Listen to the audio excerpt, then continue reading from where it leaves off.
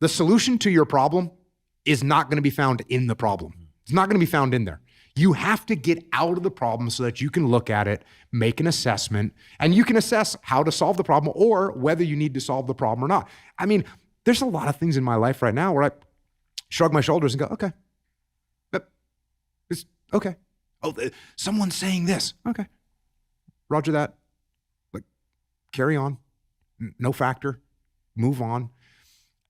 And then occasionally you go, okay, this is something I need to contend with. This is something I need to deal with. This is something I need to shape or adjust or move or solve, to use your word. And the reason I laugh when I say that is because problems, you have to get in there. But if you take a step back, you can usually say, oh, little adjustment here, a little adjustment there, and that thing's going to sort itself out. So detachment is a superpower, man. Certainly is, and it's certainly one that I need to focus on more. I'm grateful for you bringing that up.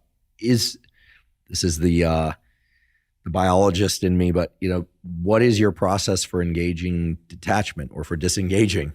Is it an active process where you go, I'm going to detach from this. I'm going to put myself in a situation that is pulling on me. There's this gravitational force, and I'm going to create some imagery in my mind of walking away from it. Do I physically walk away from it? Do I outsource it to somebody else? What are some tools for detachment? Yeah, this is one of those situations where you and I had a discussion about the science and the practical application aligned. So my original experience with detachment was, and this is one of those moments where, I said a lot of times things are just small moments over time and you make a little adjustment. This is one of those moments in my life, and I wrote about leadership strategy and tactics, where I recognized, like in a moment, what detachment was and how helpful it was. I'm on an oil rig doing a training mission. My whole platoon is in a skirmish line looking at a large area of the oil rig that we're supposed to be clearing. Again, this is not combat. This is in the 90s. There's nothing going on. We're just doing training. And I'm standing in this skirmish line. And by the way, I'm the youngest and most junior guy in my platoon. And I'm standing there looking down the sight of my weapon, and I'm waiting for someone to make a call and tell us what to do.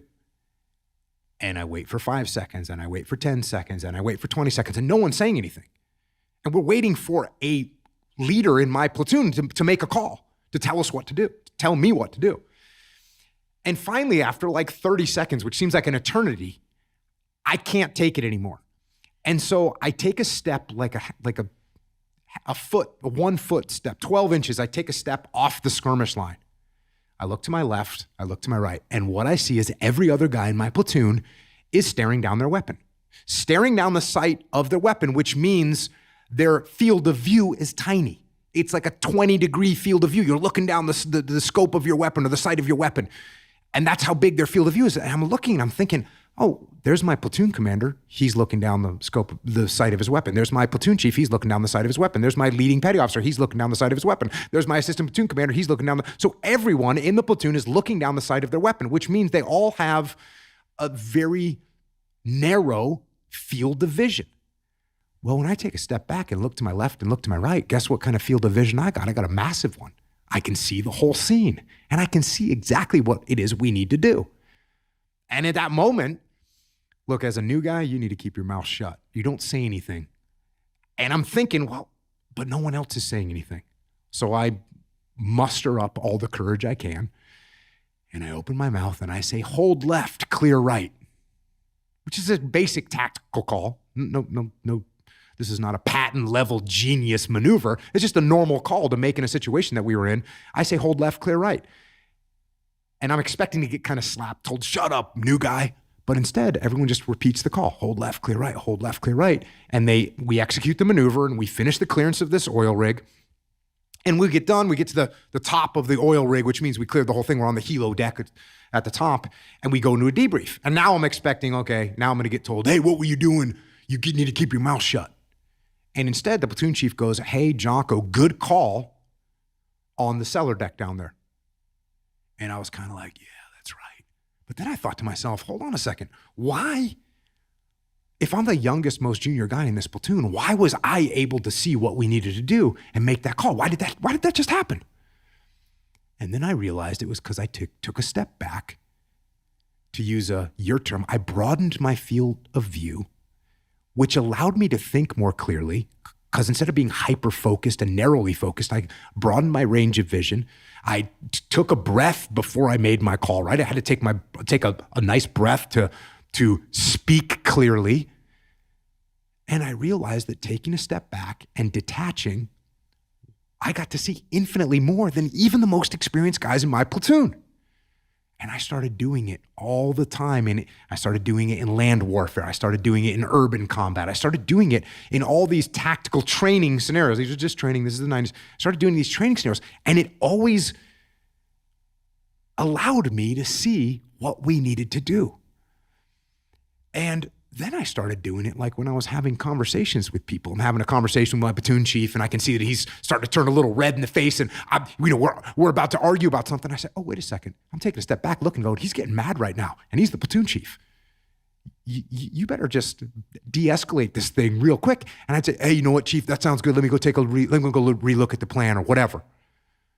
And so I started to do this kind of with my normal life, was to not get wrapped up in my own emotions, not get wrapped up in the gunfight that was happening right in front of my face, not to get wrapped up in the details of what was going on, but instead take a step back, detach, look around, and then you can make a much, much better decision. And it's exponential.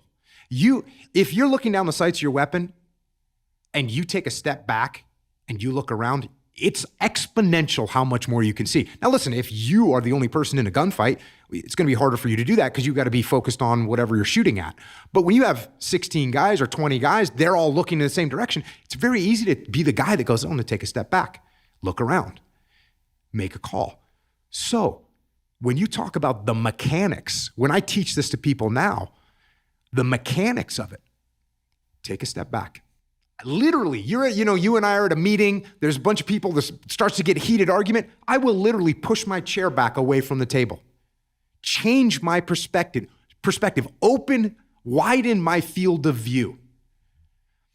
The other thing, like in the SEAL teams, you don't want to sound panicked on the radio.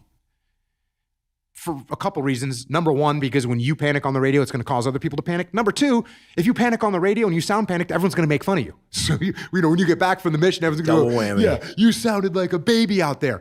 So what would I do before I would key up my radio? Take a breath. And so here I'm manually slowing down my breath. I'm broadening my field of view. So if you're in a meeting or you're at the supermarket parking lot and someone starts to yell at you, take a step back, take a breath, broaden your field of view, detach from those emotions that you're having, and make some space. And that's how I go through the mechanics of detachment. Now, I can tell you right now, I mean, when you do this all the time, which I kind of do this all the time, I don't really have to like step back, but when you're starting to be able to try and do this, absolutely make them. And I'll tell you, here's another like weird little nuanced thing. Lift your chin up and put your hands down. Now, this isn't not in a combat situation, not in a fight, but here's the thing. When I get defensive, what am I going to do? I'm going to raise my hands up and put my chin down. That's like a fighting mode. So if you and I are having a discussion and I'm starting to get heated and I'm starting to like, oh, he's not listening to me. Instead of me putting my chin down and putting my hands like up to where I can put them in your face a little bit. No, I'm actually going to take a step back. I'm going to say, put my chin up. It changes my perspective a little bit more. Changes my visual perspective just by changing the angle of my head. Take a step back. Put my hands down. I'm not being in a defensive mood. I actually want to hear what you have to say. And if I start listening to what you have to say and not talking, it's very hard to be detached when you're talking. It's another key component. You want to detach? Shut your mouth. So I'm in meetings, I'm in a bunch of different companies. I own a bunch of different companies. I'm in a meeting in my companies. I'm not the one that's doing all the talking. In fact, I'm doing mostly listening. When I'm in task unit bruiser, my task unit, I'm not sitting there giving the entire brief. No, I'm letting the platoon chief and the platoon commanders give those briefs. And that way I'm detached. I'm listening to what they have to say. I'm more capable of seeing what holes there are in their plans by not moving my mouth, not talking. I'm listening. So those are some of the methodologies that I use and that I advise people to use in order to effectively start down the pathway of being able to detach in various scenarios.